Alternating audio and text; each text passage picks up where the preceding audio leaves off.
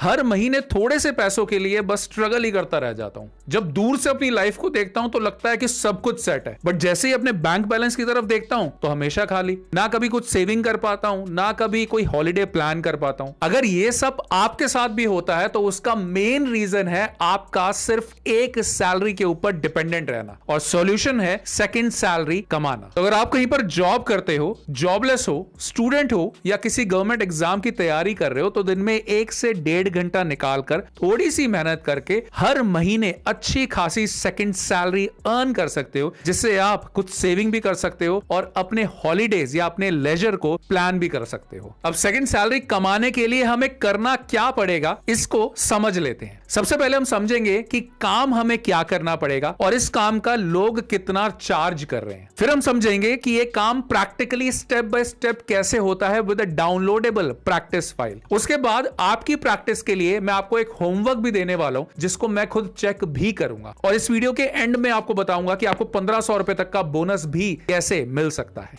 तो वीडियो को एंड तक जरूर देखना। हाय, मैं हूं लोकेश लालवानी और पिछले 13 सालों से मैं फ्रीलांसिंग कर रहा हूं। मैं एक माइक्रोसॉफ्ट सर्टिफाइड ट्रेनर हूं और सैकड़ों कंपनीज में कॉर्पोरेट ट्रेनिंग दे चुका हूं। मैं इस बेस्ट सेलिंग एक्सेल बुक का ऑथर भी हूं और साथ में हजारों लोगों को सेकंड सैलरी अर्न करना सिखा चुका हूं। तो चलिए स्टार्ट करते हैं।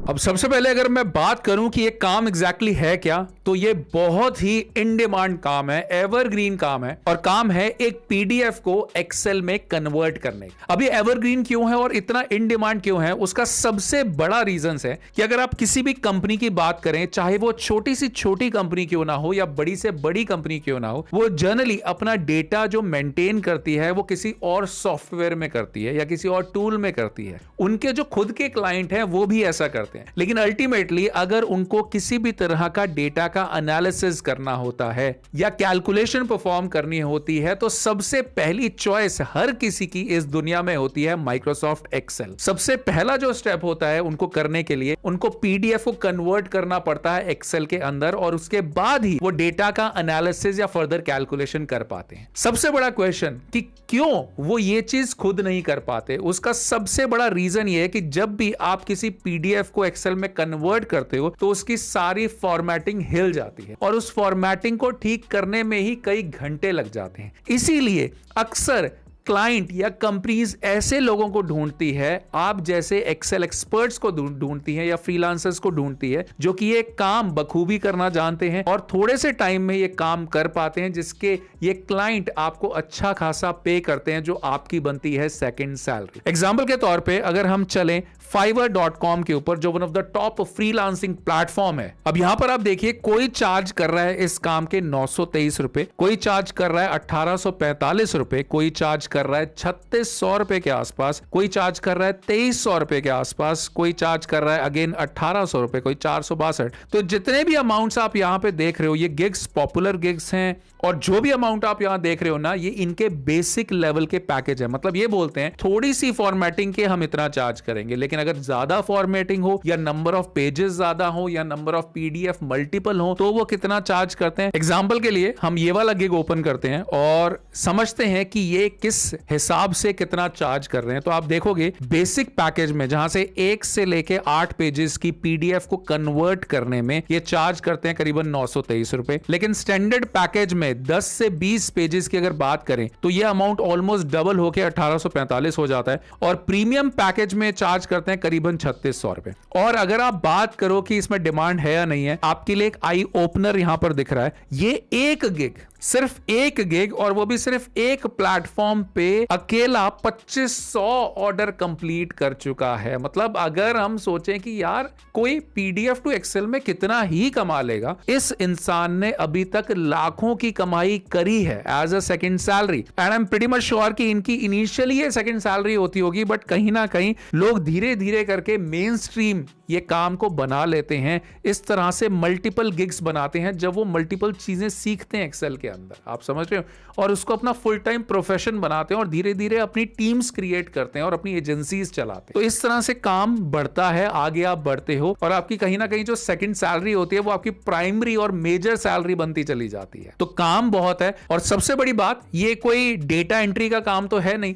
जहां पर क्या होता है कि ऐसे बहुत कम मिलते हैं, कंपटीशन बहुत होता है, स्कैम्स बहुत होते हैं। ये सब टेक्निकल काम होते हैं, यहां पर आपकी एक्सपर्टीज काम आती है, इसलिए पैसा भी अच्छा होता है, कंपटीशन भी कम होता है। आप जितना लर्निंग करते जाओगे उतना कम टाइम में ज्यादा काम करके ज्यादा अर्निंग कर पाते हो। तो एक चीज का आपको आइडिया यहां पर मिल चुका है। अब हम चलते हैं एक्चुअली में ये काम करने के लिए, और इसके लिए यहां पर क्लाइंट से हमें एक पीडीएफ मिली है जिसके अंदर आप देख रहे हो प्रोडक्ट गिवन है। कहीं ना कहीं ये जो प्रोडक्ट है आप देखोगे ध्यान से तो ये फूल है, मतलब फूल मतलब कि फ्लावर्स बेसिकली हैं जो ये बेचते हैं, जहां पर Q1 में उसकी सेल गिवन है, Q2 में सेल गिवन है, Q3, Q4 और टोटल सेल भी गिवन है। आप देखोगे कंपनी का नाम है द अमेरिकन रोज और सेल्स रिव्यू बाय लोकेशन यहां पर गिवन है, नॉर्थ लोकेशन का है, क्वार्टरली यहां पर डेटा गिवन है। डेटा कम है, सैंपल के लिए डेटा मैंने यहां पर रखा है और ये 2 पेजेस का डेटा है। हम समझेंगे कि किस तरह से जब आपको ये काम मिलता है और क्लाइंट की रिक्वायरमेंट भी यहां पर हम समझ लेते हैं। क्लाइंट कहता है कि हमें सबसे पहले तो पीडीएफ को एक्सेल में कन्वर्ट करना है, उसको हमें फॉर्मेट करना है, फॉर्मेट करने के बाद हमें फाइंड आउट करना है ट्यूलिप्स की सेल Q2 में कितनी हुई है। तो बेसिकली रिक्वायरमेंट इस तरह से आती है, सिर्फ ये नहीं आती कि आपको पीडीएफ मिली उसको क्लीन करके दे दो, ऐसा नहीं होता। क्लाइंट की रिक्वायरमेंट थोड़ी इलैबोरेटेड होती है, वो कुछ ना कुछ रिजल्ट्स आपसे मांगता है, राइट, इसीलिए वो आपको पैसे देता है। तो आपको हमेशा एक स्टेप आगे बढ़ के चलना पड़ेगा,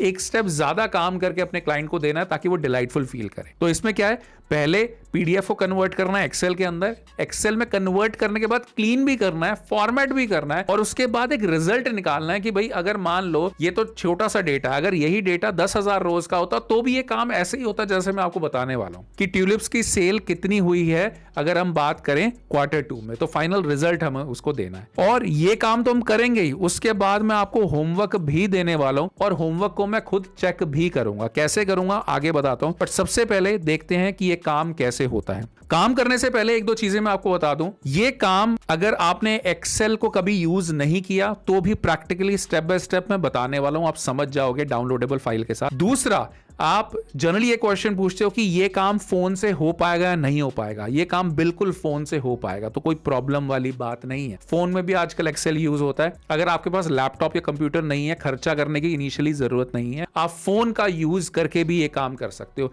सिर्फ आपकी डेडिकेशन और मेहनत पे डिपेंड करता है कि आप ये काम कर पाओगे या नहीं कर पाओगे। तो चलिए समझते हैं ये काम स्टेप बाय स्टेप कैसे होता है। तो इसके लिए पहला जो स्टेप है हमारा क्या होगा, हमें पीडीएफ को कन्वर्ट करना पड़ेगा एक्सेल के अंदर। अब उसके लिए हम जनरली जाएंगे गूगल के ऊपर और यहां पर सिंपली हम सर्च करेंगे कन्वर्ट पीडीएफ टू एक्सेल। जैसे ही सर्च करोगे बहुत सारे प्लेटफॉर्म्स यहां पर आ जाएंगे, आपकी जो मर्जी है वो वाला प्लेटफॉर्म यूज कर लो। जैसे सबसे पहले आ रहा है I love PDF, enough platform है, इसका आप यूज कर लो, फ्री प्लेटफॉर्म है। हमें क्या करना है, अपने फोल्डर में जाना है। तो इस फोल्डर में सबसे पहले हम अपनी पीडीएफ को उठाएंगे जो हमें क्लाइंट से मिली है, यही वो पीडीएफ है, और इसको लाकर हम इस फ्रेम में ड्रॉप कर देंगे। ठीक है, जैसे आप ड्रॉप करोगे या सेलेक्ट पीडीएफ करके भी आप जा सकते हो। तो यहां पर ये पूछेगा कि आपको करना क्या है, आप सिंपली क्लिक करोगे कन्वर्ट टू एक्सेल। जैसे ही आप क्लिक करोगे कन्वर्जन शुरू हो जाएगा। क्योंकि छोटी सी फाइल थी, विद इन अ सेकंड ये कंप्लीट हो गया है, बिल्कुल फ्री है, कोई साइन इन करने की जरूरत नहीं है। आप क्लिक करोगे डाउनलोड एक्सेल और सिंपली हम अपने फोल्डर के अंदर इसको सेव कर लेंगे जो एक्सेल की फाइल में कन्वर्ट हो चुका है। तो मैंने सेव पे क्लिक कर दिया। अब हम चलते हैं अपने फोल्डर के अंदर और यहां से हम इस एक्सेल फाइल को ओपन कर लेंगे। जब तक ये फाइल ओपन हो रही है मुझे एक छोटी सी चीज बताओ, वीडियो को अभी पॉज करो और कमेंट सेक्शन में मुझे बात बताना कि आपको पीडीएफ टू एक्सेल का कन्वर्जन कैसे होता है, ये पता था या नहीं पता था। ठीक है, जरूर बताना ताकि मुझे आपका नॉलेज लेवल समझ आ सके और आगे आने वाले वीडियोस में मैं इस तरह के और भी फीचर्स आपके सामने रख सकूं ताकि आप जल्द से जल्द सेकंड सैलरी अर्न करना स्टार्ट कर सके। तो देखो कन्वर्जन यहां पर हो गया है, मैं इसको इनेबल एडिटिंग कर देता हूं ताकि यहां पर एडिटिंग हो सके। कन्वर्जन होने के बाद यहां पर फाइल कुछ इस तरह से दिख रही है। जनरली जब भी कन्वर्जन होता है ना, देखने में ऐसा लगेगा कि सब कुछ ठीक है, कोई प्रॉब्लम वाली बात नहीं है, इसमें कोई फॉर्मेटिंग की रिक्वायरमेंट नहीं है। बट दोस्त ध्यान से अगर आप देखोगे ना कहीं कमी जरूर मिलेगी। इसके लिए मेरे को देख करके थोड़ा सा यहाँ पे डाउट क्या हो रहा है। सबसे पहले आप देखोगे तो यहाँ पे आई कॉलम और जी कॉलम बहुत पतले पतले यहाँ पर दिख रहे हैं, तो कहीं ना कहीं कुछ ना कुछ गड़बड़ मुझे लग रही है, क्योंकि नीचे तो सब कुछ सामने दिख रहा है बट यहाँ बीच में क्यों कॉलम्स है, इसका मतलब कहीं ना कहीं कुछ मर्ज हो रहा है। इसके लिए हम लोग क्या करते हैं, हम कॉलम की विड्थ को एक्सपेंड करते हैं, उसके लिए ये कॉर्नर में हम क्लिक करेंगे और किसी भी कॉलम के बीच में आएंगे और थोड़ा सा उसको एक्सपेंड कर देंगे ताकि सारे कॉलम एक्सपेंड हो जाए। अब ध्यान से देखना, यहां पे हम नीचे जाके थॉरोली चेक करेंगे। देखो मिल गई ना गड़बड़। गड़बड़ क्या है कि यहां पर एक्चुअल में दो कॉलम मर्ज हो रहे हैं, बी और सी। तो कुछ वैल्यूज तो बी में है और कुछ वैल्यू सी में है। ऐसे ही अगर हम बात करें Q3 की, तो यहां पर कुछ वैल्यूज तो डी में है, ठीक है, और कुछ वैल्यूज ई में है, so on and so fourth. तो हमें करना क्या पड़ेगा, इसको पहले तो एक कॉलम में करना पड़ेगा और उसके लिए हम सिंपली क्या करेंगे, इस पूरे को यहां से उठाया हमने, एक मिनट, इस पूरे को सबसे पहले तो हम इसको मर्ज डीमर्ज कर देते हैं। डीमर्ज के लिए हमने क्या किया, ऊपर वाले इस एरो पे क्लिक किया और हमने पूरी शीट को डीमर्ज कर देना है। तो होम के अंदर ही आप देखोगे यहां मर्ज ऑलरेडी सेलेक्टेड है, इस पे क्लिक कर देंगे ताकि ये डीमर्ज हो जाए, सारे कॉलम्स अलग अलग हो जाए। अब अलग अलग होने के बाद हम लोग क्या करेंगे, ये देखो आगे की तरफ फैल चुके हैं। हम क्या करेंगे, यहां से सिलेक्शन सीधा उठाते हैं। ये हमने सिलेक्शन उठाया और उसके बाद मैंने कट किया, Ctrl+X, इस वाले सेल पे पेस्ट कर दिया ताकि वो एक तरफ लेफ्ट में आ जाए। तो यहां पर सारे कॉलम्स सेट हो गए हैं और बीच में जो ब्लैंक कॉलम्स हैं उसको हम सिलेक्शन दे देते हैं कंट्रोल क्लिक करके। जैसे इस पे क्लिक किया, कंट्रोल इस पे क्लिक किया, कंट्रोल इस पे क्लिक किया, कंट्रोल इस पे क्लिक किया, राइट क्लिक किया और यहां पर डिलीट कर दिया। तो सिंपली क्या हुआ, जो अनवांटेड कॉलम्स थे वो डिलीट हो गए और सारी चीजें एक कॉलम में आ चुकी है। बट कहीं ना कहीं आप देखोगे लास्ट में यहां पर कुछ गड़बड़ दिख रही है, उसको मैं अभी बताता हूं कैसे होगा। बट लाइक कर दो क्योंकि इस तरह के वीडियो शायद आपको कहीं ना देखने पड़े और जो मेहनत मैं यहां पर करता हूं उसका सिर्फ एक पर्पस है कि आप जल्द से जल्द सेकंड सैलरी अर्न करना स्टार्ट कर सके। तो लाइक अभी कर दो जैसे जैसे आप सीखते जा रहे हो, ताकि इस वीडियो को थोड़ी रीच मिल सके और जो जरूरतमंद लोग हैं उन तक ये वीडियोस जल्द से जल्द पहुंच सके। तो please give me a thumbs up. अब देखो यहां पर गड़बड़ क्या हो रही है, सारी चीजें एक सिंगल सेल में अवेलेबल है। हमें क्या करना पड़ेगा, ध्यान से सुनना मेरे वर्ड्स को, हमें इसको ब्रेक करना पड़ेगा मल्टीपल कॉलम्स में। अब एक्सेल का बहुत ही पॉपुलर फीचर होता है जो कि बहुत पुराना भी है, जिसका नाम होता है टेक्स्ट टू कॉलम्स, मतलब dividing a text into multiple columns. यही यहां पर करना है ना। इसीलिए मैंने ये पूरी एक्सरसाइज बनाकर आपको दिखा रहा हूं ताकि आपको मल्टीपल लर्निंग्स हो सके, एक्सेल के मल्टीपल फीचर्स आपको समझ में आ सके, ताकि आप एक्सेल में बहुत ही शार्प हो सके। तो अब डिवाइड करने के लिए हम लोग क्या करते हैं, इसको सिलेक्शन दिया, डेटा टैब में आए और यहां पर फीचर आता है टेक्स्ट टू कॉलम। आप एक्सेल का कोई वर्जन यूज कर रहे हो, ये फीचर आपको मिल जाएगा। अब इसके बाद आप देखोगे डीलिमिटेड एंड फिक्स विड्थ, यहां पर दो ऑप्शन आ रहे हैं, delimited and fix width. Fix width हम तब यूज करते हैं जब हम मैनुअल ब्रेक डालते हैं, तो हम मैनुअल ब्रेक ही यहां पर डालने वाले हैं। नेक्स्ट किया और आप देखोगे जो एरोज बीच में दिख रहे हैं, ये है मैनुअल ब्रेक। रोज येलो एक पूरा नाम है, तो यहां पर मुझे ब्रेक नहीं चाहिए, तो इस एरो को मैं हटा दूंगा डबल क्लिक करके। उसके बाद यहां पर देखोगे तो एक एरो आना चाहिए, मतलब नेक्स्ट कॉलम में डिवाइड होना चाहिए, यहां पर आ गया। अब ऐसे ही हम आगे जाते जाएंगे, इधर भी हम पुट करेंगे एक ब्रेक, यहां पर भी हम लोग पुट करने वाले हैं और यहां पर भी पुट करने वाले हैं। और उसके बाद आने वाली है नेक्स्ट रो, जो कि टोटल वाली रो होने वाली है। ये देख रहे हो, आगे टोटल वाली रो होने वाली है। इसका वैसे कोई यूज नहीं है क्योंकि हम सम करने वाले हैं। अभी हम सिंपली क्लिक कर देते हैं फिनिश पे, तो आप देखोगे इस तरह से डिवाइड हो गया, ठीक है ना। और इसको यहां से हम डिलीट कर देते हैं, इसका कोई यूज नहीं है। टोटल अभी हम करते हैं, बट उससे पहले थोड़ी सी फॉर्मेटिंग देख लेते हैं, क्योंकि गड़बड़ यहां पर मुझे लग रही है फॉर्मेटिंग के अंदर। ऊपर तो सब कुछ ठीक है, लेकिन यहां फॉर्मेटिंग में गड़बड़ है। जब भी इस तरह से आपको दिखे ना चीजें, देखो यहां पे कुछ गैप्स यहां पे शुरू में दिख रहे हैं, ऊपर में कोई गैप नहीं है। तो हमें क्या करना है, कुछ अपना ज्यादा दिमाग नहीं लगाना, क्योंकि एक्सेल में बहुत सी ऐसी चीजें होती है जिनको हम बोलते हैं non printable characters. Non printable character, इसका मतलब क्या होता है, जब आप सेल के अंदर जाते हो ना, कुछ ऐसे कैरेक्टर्स होते हैं जो हमें दिखते नहीं है। ये देखो, ये कुछ दिख नहीं रहा है, these are all non printable character. अब आप सोचोगे, बोल ये सकते हो कि ये स्पेस हो सकता है, टैब हो सकता है, लेकिन इसके अलावा कुछ और भी हो सकता है। तो इसका इजीएस्ट तरीका क्या है, आप सेल के अंदर जाओ डबल क्लिक करके और इसमें से कोई एक कैरेक्टर, जैसे यहां पे मैंने बीच में से एक कैरेक्टर को सिलेक्शन दे दी शिफ्ट करके, Ctrl+C किया और एंटर, मतलब चुपचाप वहां से बाहर आ गया, उसको कॉपी करके, उठा के कॉपी करके मैं आ गया।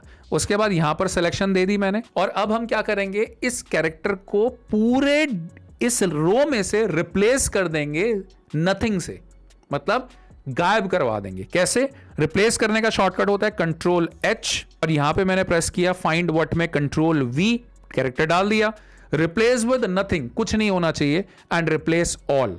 ये देखो, ओके किया, क्लोज किया, तो आप यहां पर देखोगे यहां पर सब ऑटोमेटिकली अलाइन हो चुके हैं। और अगर आपको फॉन्ट इनका ठीक करना है तो ऊपर वाले किसी भी सेल पे क्लिक कर लो, होम पे जाओ, फॉर्मेट, ये ब्रश जो है इसमें क्लिक करो और इस सब के ऊपर इसको फॉर्मेट को पेंट कर दो, ताकि सब सेम दिखना शुरू हो जाए। और विड्थ को मैं डबल क्लिक करता हूं ताकि विड्थ भी सेम हो जाए।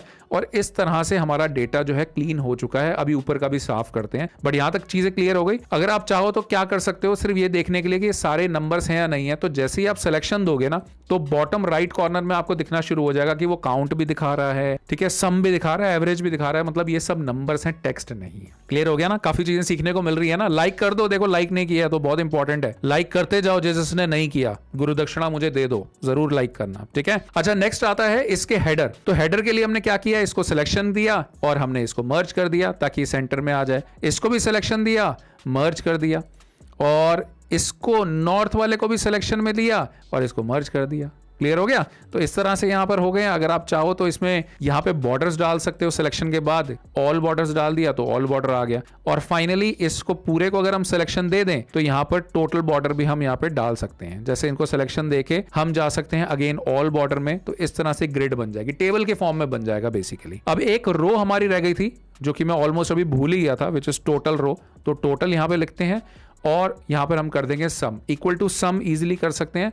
अगर आप जाओ होम के अंदर तो यहां पर भी ऑटो सम का ऑप्शन होता है, इस पर क्लिक कर दो, ऊपर वाले जितने सेल हैं वो ऑटो सम में ले आएगा। सम हो गया और उसके बाद हम इसको राइट साइड ड्रैग कर लेंगे तो सबका सम कर देगा। अगेन फॉर्मेटिंग करनी है तो इस पर क्लिक किया और यहाँ पे पेंट ब्रश पे क्लिक किया और सब पे फॉर्मेट कर दिया ताकि एक इस तरह से फॉर्मेट हो जाए। और इसको भी अगर आप बॉक्स में करना चाहते हो, नहीं तो इसको सिलेक्शन दो, कंट्रोल बी करके बोल्ड कर दो ताकि अलग से लाइन चमके। ऑल बॉर्डर कर लो या इसको आप कर सकते हो थिक बॉर्डर ताकि क्लियरली ये नीचे हाईलाइट हो जाए। थोड़ा जूम इन करके दिखा देता हूं आपको। इस तरह से हमने डेटा को क्लीन कर दिया है। जो रिक्वायरमेंट थी हमारे क्लाइंट की वो सारी पूरी हो चुकी है एक्सेप्ट एक चीज की। और वो क्या रिक्वायरमेंट थी? वो ये कह रहा था इसको फॉर्मेट तो करो ही करो, बट साथ में फाइंड आउट ट्यूलिप सेल इन Q2। ट्यूलिप की सेल चाहिए Q2 में। तो उसके लिए हमें एक छोटा सा काम और करना पड़ेगा जो आपके लिए एक और बहुत अच्छी लर्निंग होने वाली है। हमें इससे एक बनानी है पिवट टेबल या पाइवट टेबल। तो उसके लिए हम लोग क्या करेंगे, सबसे पहले यहां पे डेटा हम लोग सिलेक्शन कर रहे हैं। जो हेडर हमारा प्रोडक्ट वाला था वहां से, टोटल की रो मत लेना, इतना सिलेक्शन दिया। उसके बाद इंसर्ट टैब में आप जाओगे तो यहां पर पिवट टेबल का एक ऑप्शन आएगा, क्लिक कर दो। पिवट टेबल मतलब एक समराइज्ड टेबल बनाना डेटा में से, ओके कर दो तो ये नई शीट बना देगा। और यहां पर मैं इसको नाम देता हूं शीट को आंसर। अब रिक्वायरमेंट क्या थी क्लाइंट की? हमें चाहिए प्रोडक्ट, लेकिन प्रोडक्ट किसका? ट्यूलिप, है ना, और वो भी Q2 की सेल। तो आप ध्यान दो, आपको क्या करना है, प्रोडक्ट को आपको डालना है फिल्टर के अंदर और Q2 की सेल्स को डालना है वैल्यूज में। और ऊपर से जो ये ड्रॉप डाउन आएगा ना, यहां से आप सिंपली जाके चूज कर लो ट्यूलिप। नीचे की तरफ हमें मिल जाएगा ट्यूलिप्स, ओके किया एंड दैट्स इट। तो ट्यूलिप की जो सेल है Q2 में वो है $1,509 की टोटल। और यही रिक्वायरमेंट थी हमारे क्लाइंट की। तो 4-5 स्टेप में सबसे पहले हमने क्या किया, पीडीएफ को कन्वर्ट किया एक्सेल में ऑनलाइन जाके। उसके बाद हमने इसकी फॉर्मेटिंग करी और उसके बाद पिवट टेबल बना के हमने ये आंसर फाइनली हम लेकर आए। वीडियो को अभी लाइक कर दो, अभी मैं आपको होमवर्क भी देने वाला हूं जिसको मैं चेक भी करूंगा, ठीक है। और अगर चैनल को सब्सक्राइब नहीं किया तो आप बहुत कुछ मिस कर रहे हो। अगर आप सेकंड सैलरी अर्न करना चाहते हो तो इन वीडियोस को फॉलो करके आप एक्चुअल में बहुत कुछ लर्न कर पाओगे, और जितना लर्न करोगे उतना ही अर्न करोगे, सिंपल। तो अब हम चलते हैं, अब ये प्रैक्टिस आपको करना है। नंबर 1, सारी चीजें दोबारा करनी है। आपको ये पीडीएफ में देने वाला हूं, उसका लिंक ऑलरेडी इस वीडियो के डिस्क्रिप्शन बॉक्स में अवेलेबल है। अब नेक्स्ट आता है आपको होमवर्क जो मैं देने वाला हूं और जिसको मैं खुद चेक भी करूंगा। तो यही डेटा रहेगा, यही पीडीएफ रहेगी। आपको बिल्कुल शुरू से इसको कन्वर्ट करना है, क्लीन करना है, जो मैंने स्टेप्स बताए हैं। उसके बाद आपको एक पिवट टेबल बनानी है, लेकिन इस बार आपको फाइंड आउट करना है कि लिलीज की Q4 में सेल क्या रही है। लिलीज की, लिली फ्लावर की Q4 में सेल क्या रही है, उसको आपको इसी वीडियो के कमेंट सेक्शन में आकर लिखना है। मैं हर एक कमेंट चेक करता हूं, जो मेरे रेगुलर व्यूअर्स हैं उनको पता है। और अगर आपने आंसर ठीक बताया, आई विल अप्रिशिएट यू आपकी मेहनत के लिए। और अगर आंसर गलत हुआ तो आपको बताऊंगा स्टेप बाय स्टेप इसको कैसे करेक्ट करना है। तो आंसर को, होमवर्क जो आप करने वाले हो उसको कमेंट सेक्शन में आके जरूर लिखना। मेहनत का काम है, मैं खुद मेहनत करता हूं क्योंकि मेहनत से ही सक्सेस मिलती है। इसीलिए आपको होमवर्क दे रहा हूं ताकि आपको हैबिट पड़ सके। चाहे आप दिन में कोई भी काम कर रहे हो, जॉब कर रहे हो, स्टडी कर रहे हो, शाम को 1 घंटा निकाल के थोड़ी यहां मेहनत कर लोगे तो जल्द से जल्द सेकंड सैलरी जरूर अर्न करना स्टार्ट कर दोगे, ठीक है। इन सारी फाइल्स का लिंक डिस्क्रिप्शन बॉक्स में अवेलेबल है। फ्रीलांसिंग की जर्नी इतनी ईजी नहीं होती, थोड़ा सा टाइम जरूर लगेगा, लेकिन जब ये जर्नी